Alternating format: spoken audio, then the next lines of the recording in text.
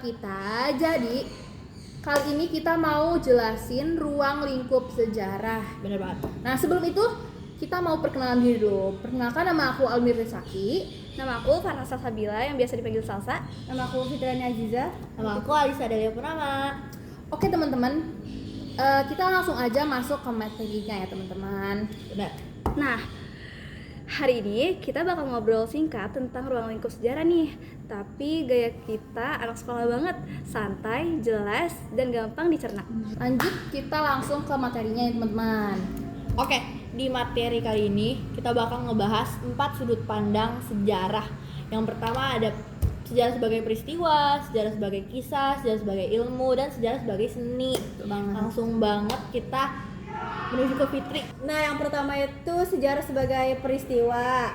Nah, sejarah sebagai peristiwa ini kejadian yang benar-benar nyata terjadi di masa lalu. Misalnya proklamasi 17 Agustus 1945. Peristiwa seperti itu terjadi satu kali dan memberikan dampak besar. Biasanya meninggalkan bukti seperti dokumen foto atau saksi sejarah.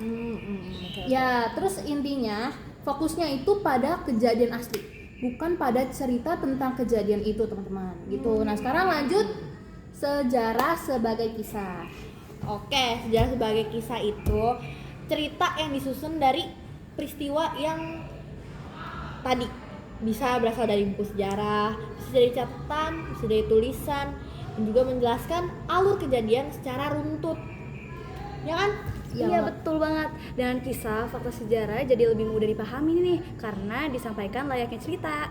Bener banget, bener banget. Oke, lanjut ada sejarah sebagai ilmu. Coba Fitri jelasin dong. Nah, kemudian sejarah sebagai ilmu itu di sini sejarah diteliti menggunakan metode tertentu. Sejarawan mencari sumber, mencetak keaslian bukti, menganalisis data, lalu menyusun kesimpulan yang sistematis. Nah, tujuan dari sejarah sebagai ilmu tuh supaya informasi yang disampaikan tuh benar, akurat, terus bisa dipertanggungjawabkan gitu teman-teman. Nah, yang terakhir sejarah sebagai seni. Sejarah bisa disajikan lewat film, drama, lukisan, komik, dan pertunjukan.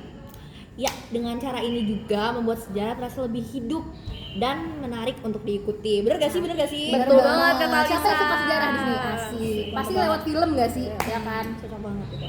Jadi, sejarah itu bukan sekedar masa lalu guys, tapi punya banyak cara untuk dipahami. Bener banget. Iya, nah ada peristiwanya, ada kisahnya, ada ilmunya, juga ada seninya. Dengan memahami semuanya, Kita bisa mengambil pelajaran berharga untuk di masa depan. Betul. Gitu teman-teman. betul banget tuh kata Almira. Bener-bener. Nah guys, kita udah di penghujung acara. Jadi kesimpulannya, sejarah itu ada sebagai peristiwa yang nyata, kisah yang diceritakan, ilmu yang diteliti, dan seni yang disajikan dengan indah. Bener banget. Belajar sejarah tuh bukan cuma mengingat masa lalu doang. Tapi juga memahami maknanya. Supaya kita bisa melangkah lebih baik ke depan. Gitu guys. Bener banget.